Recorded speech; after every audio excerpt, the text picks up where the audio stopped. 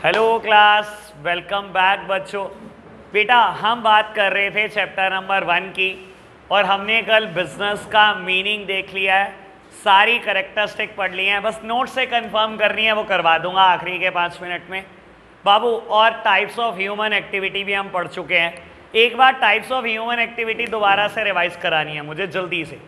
बाबू सामने देख रहे हैं आप सब, बात कर रहे हैं टाइप्स ऑफ ह्यूमन एक्टिविटी की। अगर ह्यूमन एक्टिविटी को क्लासीफाई करने चलोगे बेटा, 2 पार्ट में क्लासीफाई कर सकते हो। कौन कौन से 2 पार्ट?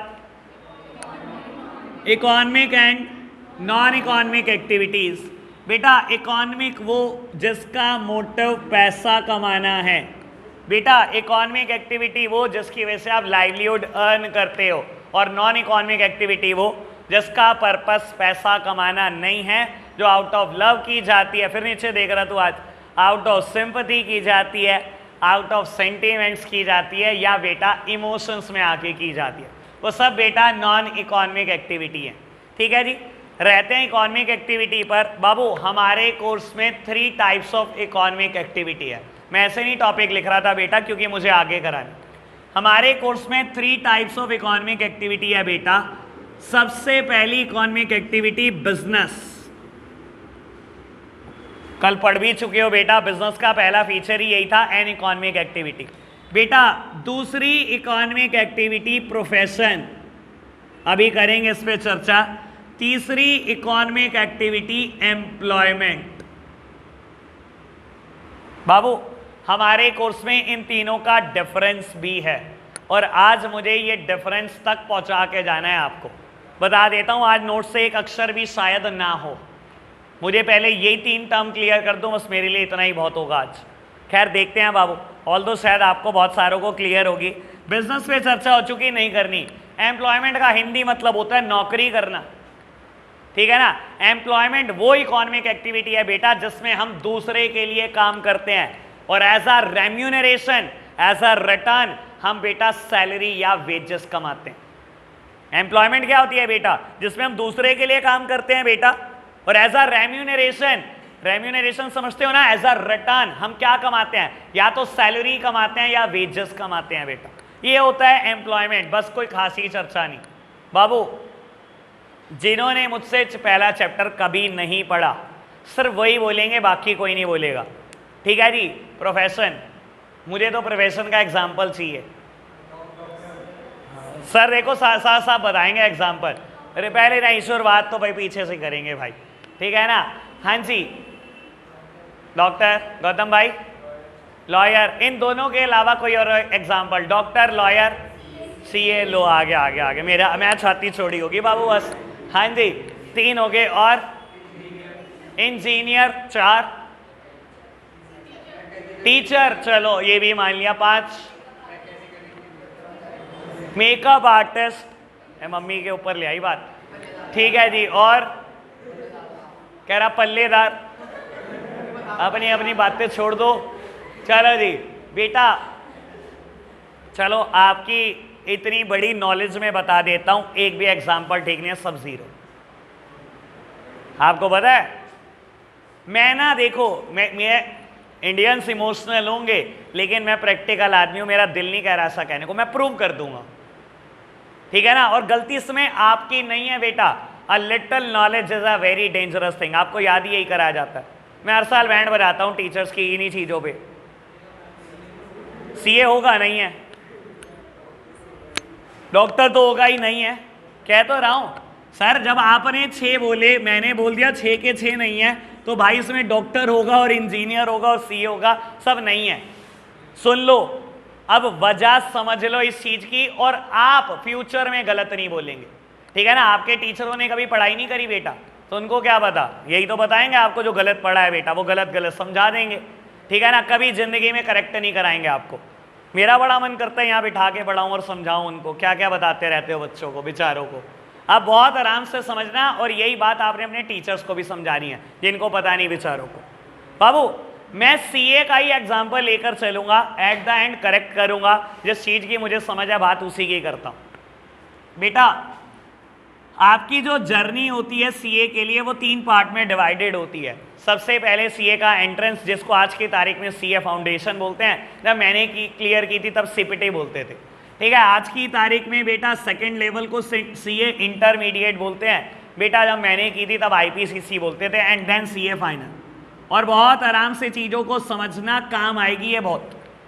बेटा आप जब सीए स्टार्ट करते हो तो बाबू किस इंस्टीट्यूट, किस यूनिवर्सिटी या किस कॉलेज से करते हो? बाबू कोई कॉलेज या यूनिवर्सिटी नहीं होती सीए के लिए। सीए के लिए ऑल ओवर इंडिया एक इंस्टीट्यूट है जिसका नाम है ICI, institute of chartered accountant of India. आप इसके पास फी जमा करते हो और यही बेटा आपको सब्जेक्ट बताता है कि आप कौन कौन से सब्जेक्ट के पेपर देने वाले, और स्टडी मटेरियल यही इशू करता है। ठीक है जी, आपके पास स्टडी मटेरियल आ गया, बुक घर पर आ गई, बेटा आप पढ़ना शुरू कर दो। इंस्टीट्यूट की तरफ से इंस्टीट्यूट कहता है बुक सेरी कोर्स एरा, चाहे सेल्फ स्टडी करके पेपर दो, चाहे प्राइवेट ट्यूशन लगाओ, वो आप अपने सिरे से लगाओ। मेरी तरफ से कोई अडक नहीं है, ना मैं पढ़ाता ना कुछ, आपको सिर्फ पेपर देने हैं मेरे पास तो आकर। ठीक है जी, बेटा मैंने पढ़ना शुरू करा और बताता हूँ आपको, मार्च 2010 में मेरे पेपर ख़त्म हुए 12th क्लास के। ठीक है ना, 1 अप्रैल 2010 को मैं ट्यूशन चला गया सीए सीपीटी की। ठीक है ना, 2 महीने के अंदर अंदर प्रिपरेशन करके जून में पेपर दिया और क्लियर हो गया। चलो जी, सीए में एंट्रेंस होगी, सीपीटी क्लियर हो गया। अब पूरे 11 महीने के बाद पेपर है, यानी कि जून 2010 में मैं खड़ा हूँ, मई 2011 में मेरे पेपर हैं। ठीक है ना, IPCC is divided into 2 groups, पहले ग्रुप में 4 सब्जेक्ट, दूसरे ग्रुप में भी 4 सब्जेक्ट। ठीक है ना, कई लोग अलग अलग देते हैं, कुछ इकट्ठे भी देते हैं, कुछ रह जाते हैं किसी के साथ। क्या हो जाता है, ऊपर वाले की दया से मैंने दोनों इकट्ठे निकाल दिए। ठीक है जी, इकट्ठे दिए, इकट्ठे निकल गए। मई 2011 में बेटा सीए आईपीसीसी क्लियर हो गया। उसके बाद 3 साल आपको सीए के अंडर काम सीखना है और 3 साल बेटा सीए फाइनल की पढ़ाई करनी है। सीए फाइनल में कुछ ज़्यादा किताबें नहीं होती, जितनी मेरी हाइट है उससे कुछ ज़्यादा होती, इतनी। ठीक है बाबू, और 3 साल आपको सीए के अंडर काम सीखना होता है, 10 से 5।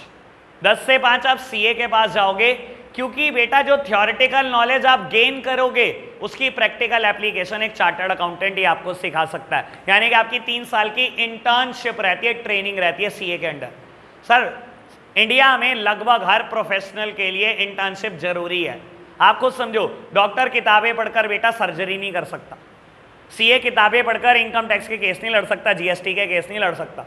तो बाबू आपको क्या कहा जाता है, 10 बजे से पहले पढ़ो और 5 बजे के बाद पढ़ो। 10 से 5 सीए के पास काम सीखो और 3 साल के बाद आपको पेपर देने सीए फाइनल के। इसमें भी बेटा 2 ग्रुप हैं, 4-4 सब्जेक्ट के। ठीक है ना, मैंने दोनों ग्रुप इकट्ठे दिए, प्रिपरेशन करी, 3 साल सीए पे काम सीखा और एक बार में क्लियर। ठीक है जी, सीए बन गए जी, मई 2014 सीए बन गया। ठीक है, अब बेटा सीए बनने के बाद मेरे पास 3 ऑप्शन, यहां से काम स्टार्ट होगा, बहुत इंपॉर्टेंट, और ये काम आएगा आपको। जो आप प्रोफेशनल बोल रहे हो ना, समझ लो बेटा प्रोफेशनल कौन होता है। बाबू सीए बनने के बाद मेरे पास 3 ऑप्शन थे। ठीक है, चाहे तो बेटा मैं अपना ऑफिस खोल लेता, जिसको हम बोलते हैं प्रैक्टिस। जैसे डॉक्टर के पास भी बेटा ऑप्शन होते हैं, डॉक्टर क्लिनिक खोलता है ना, सीए ऑफिस खोलता है, इन्हें हम बोलते हैं प्रैक्टिस कर रहे हैं। ठीक है ना, डॉक्टर क्या करता है बेटा, आपकी बॉडी पे प्रैक्टिस ही तो करता है, पता है आपको। नया नवेला डॉक्टर आया एमडी बनकर, ठीक है, उसने इंटर्नशिप किया है, आज आप गए, आपने कहा फीवर हो रहा है, अच्छा 3 दिन की दवाई है, 3 दिन के बाद बताना। उसको भी श्योरिटी नहीं है कि दवाई आपके ऊपर कितना असर करने वाली है। 3 दिन के बाद आप गए कि अब कुछ आराम है, सेम दवाई कंटिन्यू फॉर 1 वीक, और नहीं तो बेटा दवाई चेंज। तभी तो इसको प्रैक्टिस बोला जाता है, पता है आपको, इसीलिए बोला जाता है प्रैक्टिस। सीए क्या कर रहा होता है, नया नवेला सीए प्रैक्टिस ही तो कर रहा होता है दूसरों की फाइल पर। उसका इनकम टैक्स में केस लड़ा, ऐसे करके देख लेता हूं, अगर केस हार गया तो अगली फाइल में ऐसे नहीं करके देखूंगा। इसे बोला जाता है बेटा प्रैक्टिस। ठीक है ना, रोज सिखाती है ये आपको कुछ ना कुछ। डॉक्टर भी रोज सीखता है बेटा पेशेंट से। तो बेटा एक ऑप्शन आपके पास ये है कि आप अपना ऑफिस खोलकर बैठ जाओ।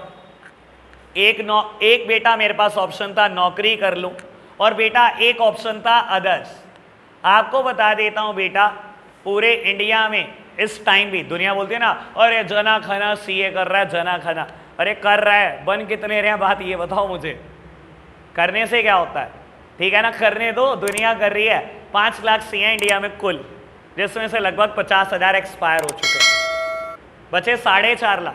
4.5 लाख में से लगभग 50,000 यहाँ पर हैं जिन्होंने सीए बनने के बाद ना तो नौकरी चूज करी ना प्रैक्टिस। कोई एक्टिंग के फील्ड में है, आपको, मेरे को तो खैर नहीं पता, नाम भी नहीं पता, मैंने कभी देखा भी नहीं। तारक मेहता का उल्टा चश्मा में 2 कैटेगरी ऐसी हैं बेटा, 2% 2 कैरेक्टर ऐसे हैं जो खुद में सीए हैं, जिन्होंने सीए बनने के बाद क्या मतलब एक्शंस में चले गए बेटा, मूवीज में चले गए बेटा, मिनिस्ट्रीज में है। पीयूष गोयल जी का नाम सुना है, हमारे कैबिनेट मिनिस्टर, चार्टर्ड अकाउंटेंट।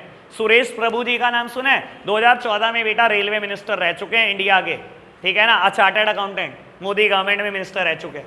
तो बेटा ऐसे बहुत सारे लोग हैं जिन्होंने अपने फादर का बिजनेस कंटिन्यू करा, जिन्होंने अपना नया स्टार्टअप किया, तो 50,000 तो ऐसे लोग ही बाहर हो गए। सिर्फ 2 लाख लोग नौकरी कर रहे हैं, 2 लाख प्रैक्टिस में।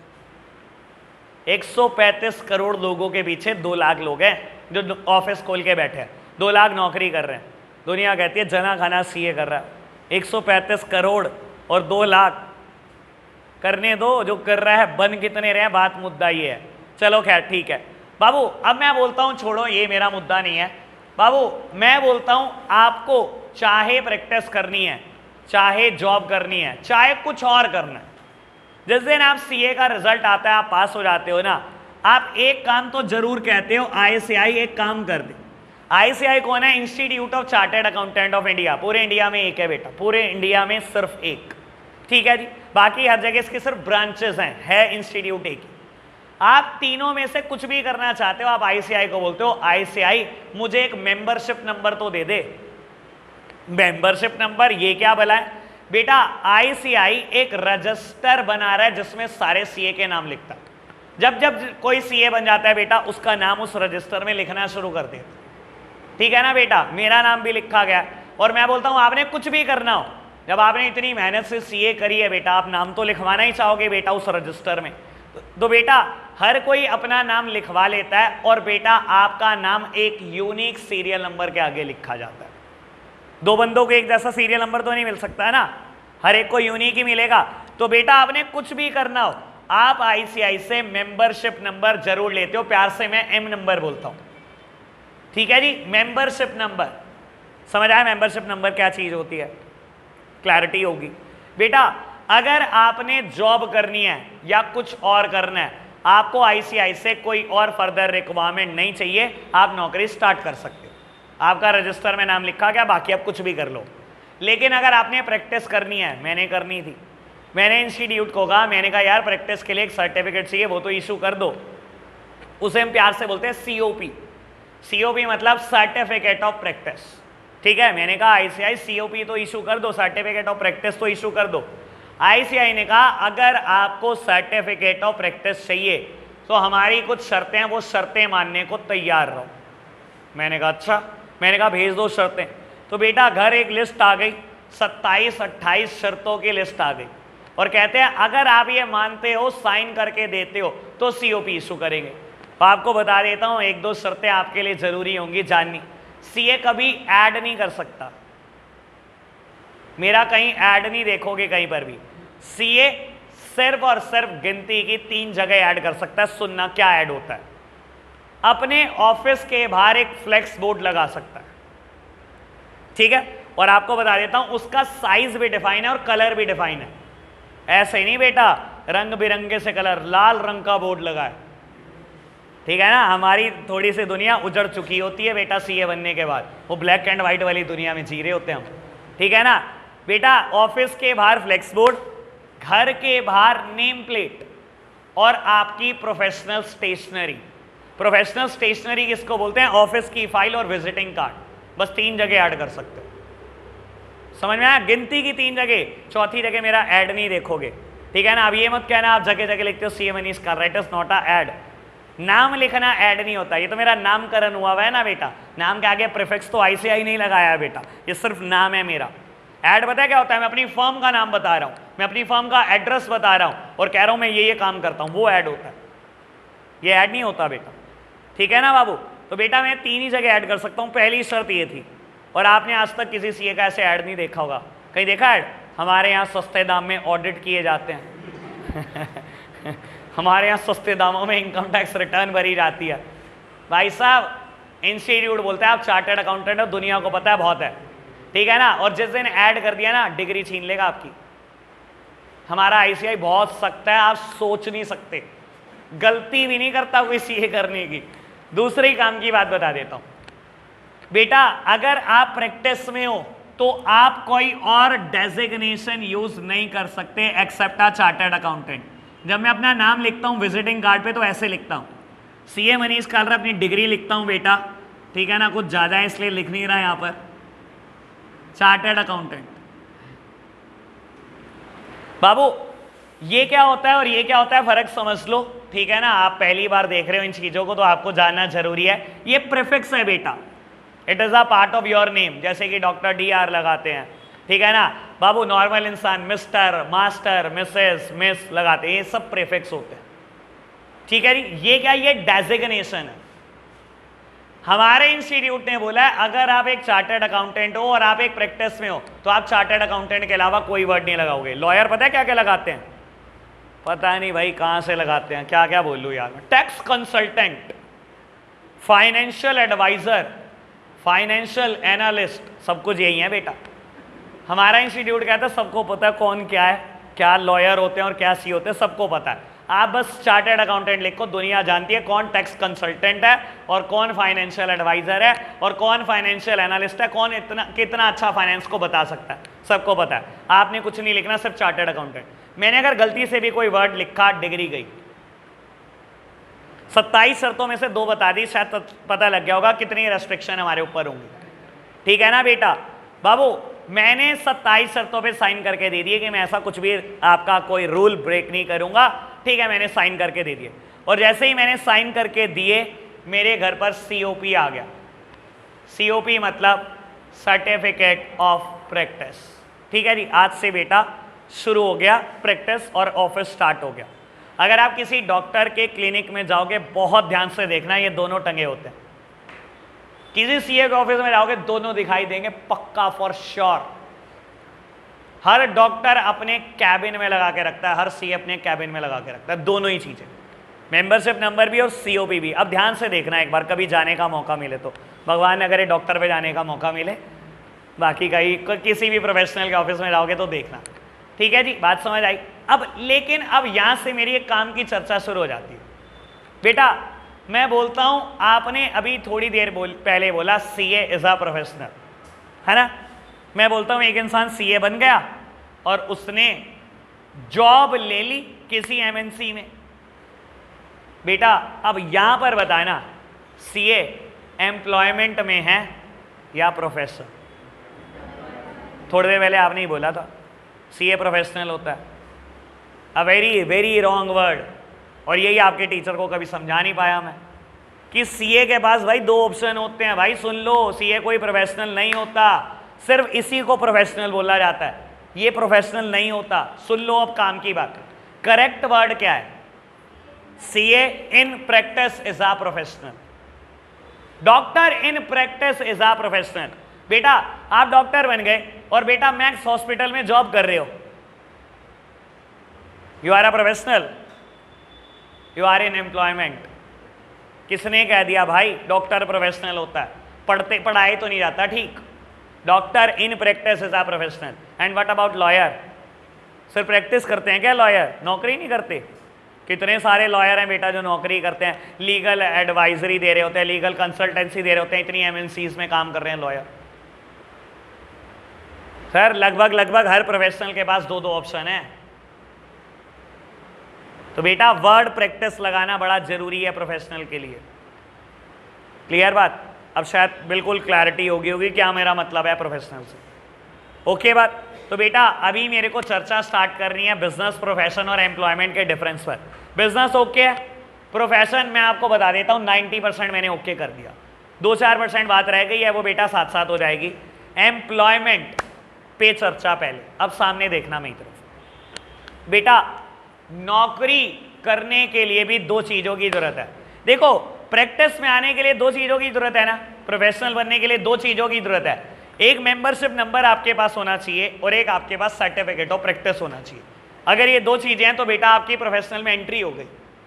ऐसे ही बेटा नौकरी करनी है तो आपके पास दो चीजें होनी चाहिए। सुनना बेटा, आपने क्या करा, मैं बोलता हूं किसी बैंक का एग्जाम दिया, ठीक है ना, और हमेशा एग्जाम्पल यही रहेगा ताकि क्लैरिटी बनी रहे, ठीक है। आपने बेटा बैंक का एग्जाम दिया, यू आर अ ग्रेजुएट। बाबू बैंक जब क्या करता है, वैकेंसी निकलती है तो एडवर्टाइज करता है।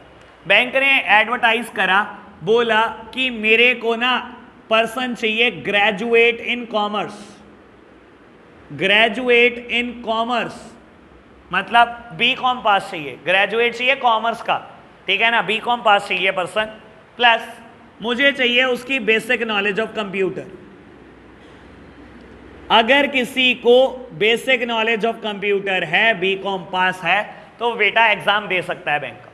आपने क्या करा, आपने देखा वैकेंसी निकली हुई है 10,000, आपने बेटा फॉर्म फाइल कर दिया, ठीक है ना, और बेटा एग्जाम देने चले गए रिटर्न। आपको बेटा रिटर्न एग्जाम क्लियर हो जाता है, इंटरव्यू के लिए कॉल आती है, आप इंटरव्यू देकर घर आ गए हो। 10 दिन के बाद आपके घर एक चिट्ठी आती है और आप चिट्ठी खोलते हो, बेटा सबसे ऊपर हेडिंग लिखी हुई है लेटर ऑफ अपॉइंटमेंट। आपका नाम लिखा हुआ है, आपको बताया गया कि आपको हमने पंजाब नेशनल बैंक की माधोनगर ब्रांच के लिए सेलेक्ट कर लिया, और अगर आप इंटरेस्टेड हो जॉब में तो आप रिपोर्ट करना 1 सितंबर को सुबह 10 बजे बैंक ब्रांच में, ठीक है। लेटर ऑफ अपॉइंटमेंट बस ये बता रहा होता है, आपका नाम लिखा होता है कि आपकी अपॉइंटमेंट कर दी गई है। Reporting time is 10 AM and reporting date is 1 सितंबर 2021। अगर आप जॉब में इंटरेस्टेड होंगे तो 1 सितंबर को सुबह 10 बजे बैंक मैनेजर के कैबिन में पहुंच जाओगे। आपने क्या करा बेटा, वो अपॉइंटमेंट लेटर लेकर 1 सितंबर को पहुंच गए बेटा बैंक ब्रांच में। आपने बैंक मैनेजर को दिखाया कि सर आज से मेरी ज्वाइनिंग है, इसमें मेरी ज्वाइनिंग डेट लिखी हुई है। तो बेटा उसने लेटर ऑफ अपॉइंटमेंट खोला, उसने देखा ठीक है जी आपकी ज्वाइनिंग है। उसने कहा ठीक है, लेकिन मैं आपको आपकी चेयर दिखाने से पहले आपसे कहता हूं कि ये कुछ पेपर है, इन पे साइन कर दो। उसने कहा सर ये क्या है बेटा, उसके ऊपर लिखा हुआ था एम्प्लॉयमेंट कॉन्ट्रैक्ट या कॉन्ट्रैक्ट ऑफ एम्प्लॉयमेंट या एम्प्लॉयमेंट एग्रीमेंट या कोड ऑफ कंडक्ट, बहुत सारे नाम से बुलाया जा सकता है। बेसिकली नौकरी करने के rules and regulation. Employment contract, समझ गए होंगे क्या मतलब है। नौकरी करनी है तो ये कायदे कानून है, इस पे साइन करो। और बेटा कुछ कुछ केसेस में ये कायदे कानून 20-20 पेज के होते हैं, 25-25 पेज के होते हैं, ठीक है ना। कुछ स्कूल्स ऐसे भी हैं सहारनपुर के लिए जिनके लिए एम्प्लॉयमेंट कॉन्ट्रैक्ट मैंने लिखा हुआ है, ठीक है जी। तो मेरे से बेटर कौन बताएगा, मैं खुद ही बताता हूँ आपको क्या क्या लिखा होता है। बेटा एम्प्लॉयमेंट कॉन्ट्रैक्ट में सबसे पहली बात जो ये लिखी होती है वो यही है बेटा कि आपकी ऑर्गेनाइजेशन में पोस्ट क्या है। सर आप बैंक ब्रांच में क्या हो, you are a 4th grade, you are a watchman, आप क्लर्क हो, प्रोबेशनर ऑफिसर हो, लोन मैनेजर हो, क्रेडिट मैनेजर हो, बैंक ब्रांच हेड हो क्या भाई? ये कहाँ लिखा होता है? सर मुंह जबानी कह देने से नहीं होता कि बैंक मैनेजर बन गए, लिखा हुआ बताओ कहाँ होता है? एम्प्लॉयमेंट कॉन्ट्रैक्ट में लिखा होता है कि आप हो क्या। सबसे पहली बात यही लिखी होती है एम्प्लॉयमेंट कॉन्ट्रैक्ट में। समझ आई क्या लिखा होता है? पहली बात। दूसरी बात आपके पे पैकेजेस, मत बताऊं कैसे लिखे होते हैं पे पैकेजेस। लो आपको, आपने कभी देखे नहीं होंगे, चलो आपको ये भी बता देता हूं कैसे लिखा जाता है पे पैकेजेस।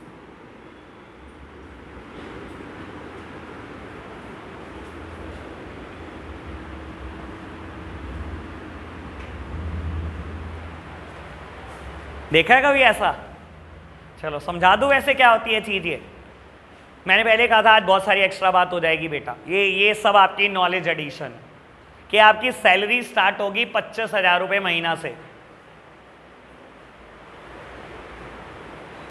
लो बेटा बाबू, ये आपका पे पैकेज है। क्या बताता है पे पैकेज? कि आपकी सैलरी स्टार्ट होगी 25,000 रुपये महीना से। हर साल इंक्रीमेंट लगेगा 1,000 रुपये का। अगले साल 26 होगी, फिर 27 होगी, फिर 28 होगी, फिर 29 होगी। जब तक 30 नहीं होती तब तक इंक्रीमेंट 1,000 का लगेगा। 30 हो जाने के बाद इंक्रीमेंट 2-2 हज़ार रुपये लगेगा। हर साल 2-2 हज़ार रुपये का इंक्रीमेंट लगेगा जब तक 50 नहीं हो जाती। इसके बाद भी लिखा होता है ठीक है ना। मैं तो खैर बेटा शॉर्ट स्पैन दे रहा हूं आपको, ऐसे हैं क्या चीज। हाँ तो हो सकता है, ग्रेड भी लिखा होता है वहीं पर, ठीक है ना। वैसे बता देता हूं, ग्रेड मेनली आपके एग्जाम बेस्ड ज्यादा होता है, ठीक है ना। एग्जाम क्लियर करो, आ जाओ प्रोबेशनर ऑफिसर बन जाओ। ये क्लर्क की सैलरी है, प्रोबेशनर ऑफिसर के लिए पुराना एम्प्लॉयमेंट कॉन्ट्रैक्ट कैंसिल, अगला नया मिलेगा, उसमें नई सैलरी ये साथ मिलेगा। वहां ऐसे होता है, अगर ग्रेड बढ़ा तो, नहीं बढ़ा तो ये कॉन्टिन्यू, ठीक है ना। चलो जी बाबू, दो बातें बताई। सबसे पहली बात, आप किस पोस्ट पे काम कर रहे हो। सेकेंड वन, आपके पे पैकेजेस कैसे होंगे। थर्ड वन, लीव रूल्स, छुट्टियां, तो काम की बात है आपके। हाँ, और क्या, छुट्टियां तो चाहिए होती है हमें। बाबू कितनी छुट्टियां अलाउड हैं, ये बात लीव रूल्स में लिखी रहती है। जनरली सिक लीव करके कुछ तो लीव देते होंगे ना आपको, बीमारी की कुछ तो लीव मिलती होगी कि नहीं मिलती होगी, मिलती होगी। वैसे एक बर्गर रूल होता है, इसको बता देता हूँ आपको, ठीक है ना। ये बड़ा काम का है, हाँ बर्गर रूल बोलते हैं इसको, सच में ऐसे ही में, ठीक है ना। बर्गर क्या होता है बेटा, ठीक है ना, बीच में टिक्की, दोनों तरफ बन। अब ऐसे ही होता है, अगर मैं बोलता हूँ आपने ऑर्गेनाइजेशन से सैटरडे की छुट्टी ली और मंडे की छुट्टी ली, चाहे संडे ऑफ होता है, आपकी 3 छुट्टियाँ काउंट होंगी। नॉर्मली ऑर्गेनाइजेशन में ऐसे होता है, आपने सैटरडे और मंडे छुट्टी ले ली ना तो 3 छुट्टियाँ मानी जाएंगी बेटा। इसका मतलब आप बीच वाले दिन भी एब्सेंट ही होते पक्का। It is known as burger rule. ऐसी कुछ बातें लिखी होती हैं लीव रूल्स में, ठीक है ना। मैंने तो खुद ने लिखा हुआ है, कॉन्ट्रैक्ट तो बता रहा हूँ आपको। 3 बात समझ आई। एक चौथी बात सबसे इंपॉर्टेंट, बेटा देखो मल्टीनेशनल कंपनी बहुत कुछ इंश्योर करती हैं। आप जब जॉब पर आओ तो आपसे तो बेटा पता नहीं क्या क्या आपसे एक्सपेक्ट किया जाता है। बाबू देखो, अगर आप एक पब्लिक सेक्टर बैंक में काम करते हो ना, शायद इतनी रेगुलेशन नहीं है। मैं तो स्टाफ को देखता हूँ जीन्स में आ जाता है, ठीक है ना, टी शर्ट्स में आए होते हैं। एक मल्टीनेशनल कंपनी में नौकरी करना है, पता है क्या क्या रूल है बेटा। Plain pant, plain shirt, check भी अलाउ नहीं करती मल्टीनेशनल कंपनी। फॉर्मल पैंट चाहिए, वो बेल बॉटम नहीं, फॉर्मल पैंट, फॉर्मल शर्ट बेटा, leather shoes, leather belt, that's it. Tattoo भी नहीं चाहिए आपकी बॉडी पे, एमएनसी को पता है आपको अलाउड नहीं है, नौकरी नहीं मिलती बेटा। तभी तो करी नहीं बाबू हमने, पता नहीं आपको, जिंदगी नहीं जीने देंगे वो तो। इवन आपको बता देता हूं बेटा, अगर आपकी जॉब हॉस्पिटैलिटी से जुड़ी है, लेट्स सपोज कि आप होटल मैनेजमेंट में हो, शेफ बन गए हो, या बेटा इंटर्नशिप ही कर रहे हो, आपको पता है लिखा होता है आपके एम्प्लॉयमेंट कॉन्ट्रैक्ट में दाढ़ी पे एक बाल नहीं चाहिए, लिखा होता है बकायदा बेटा। सबसे पहले जब आप एंट्री लेते हो होटल में, सुपरवाइजर आपका चेक करता है, अच्छा आज शेव नहीं बना कर आए, घर शेव बना कर आओ। एंट्री नहीं होती, मजाल है कोई हॉस्पिटल आपको एंट्री, सॉरी होटल, या क्या बोल रहा हूँ, कोई होटल आपको एंट्री करने देता हूँ। पता है बेटा 5 स्टार होटल की इमेज, 7 स्टार होटल की इमेज आप 1 मिनट में पानी में बहा सकते हो। आपकी दाढ़ी से एक बाल टूटा, गिर गया किसी के खाने में, वो तो वैसे ही जान निकाल देगा बेटा। कौन कौन हस्तियां आती हैं 5 स्टार और 7 स्टार होटल में बेटा। तो बेटा होटल्स रिस्क लेते ही नहीं। इवन आपको ये बता देता हूं, अगर आप ठीक ठाक लेवल ऑफ सलून में एक मेकअप आर्टिस्ट हो ना, वहां पर एम्प्लॉयमेंट कॉन्ट्रैक्ट बड़े खतरनाक होते हैं। लेकमे में आप काम कर रहे हो, let's suppose Lakme Chandigarh, sir आपका सुपरवाइजर सबसे पहले आपके नेल्स चेक करता है। नेल्स बड़े हैं, घर चले जाओ बेटा, नेल्स काट कर आओ। आपने थोड़ी देर बाद किसी के फेस पे ट्रीटमेंट करना है, मसाज करनी है, आपका नेल उसको लग गया, वो वैसे ही खा जाएगा बेटा। ऑर्गेनाइजेशन के ऊपर आप एक दाग और लगा जाओगे।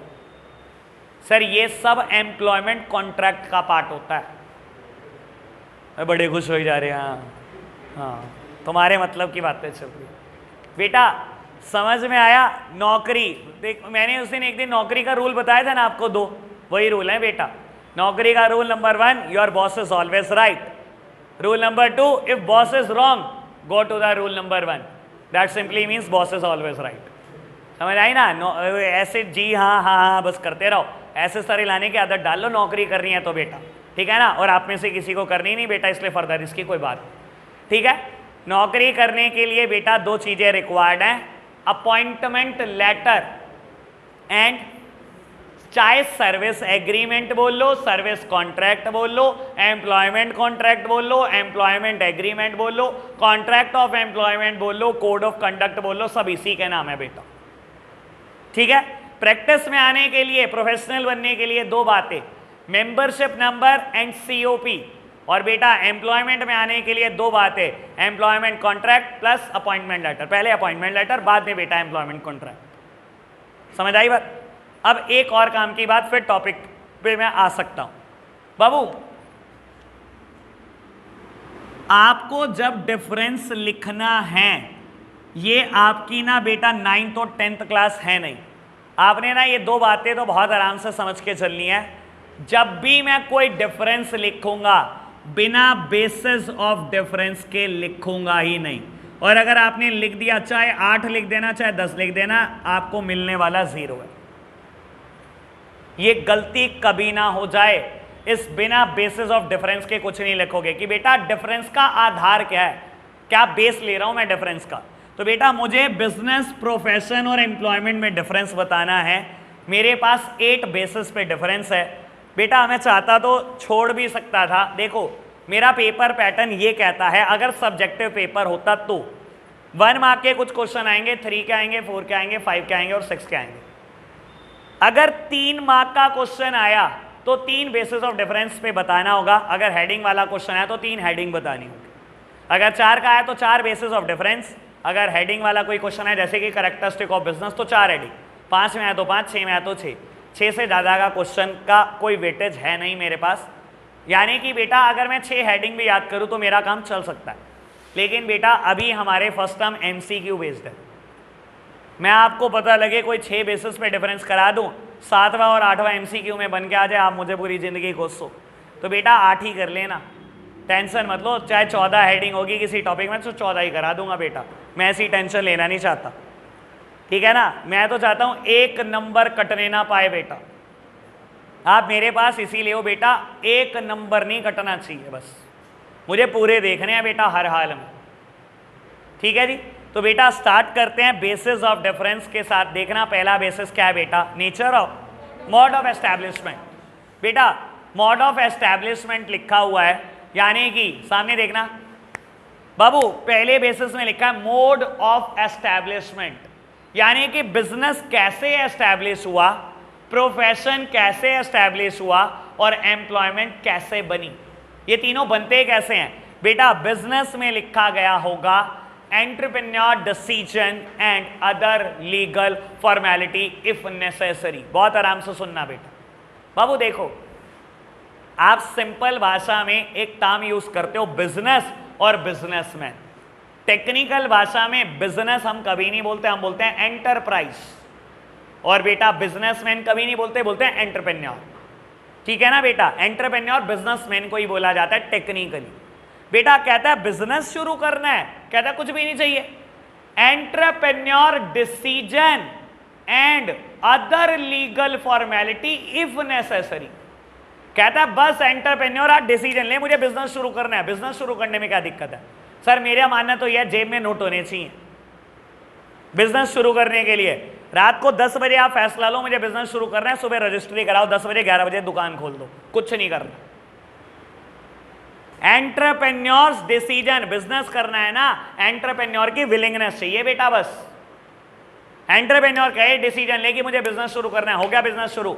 And other legal formality if necessary, इसका मतलब काम की बात। मेरा एनालिसिस बड़ा काम का इस लाइन पर बेटा, आपको तो लग रहा होगा रुंगे में लाइन है बेटा, सबसे काम की चीज यही है इसमें, other legal formality if necessary, अगर जरूरत पड़े तो कोई और लीगल फॉर्मेलिटी को पूरी कर लेना। बता देता हूं, कुछ बिजनेस बेटा इंडिया में सेंसिटिव बिजनेस है, जिनको शुरू करने के लिए आपको लाइसेंस चाहिए बेटा। अगर आप वो बिजनेस कर रहे हो तो आपके डिसीजन के साथ साथ लाइसेंस भी चाहिए।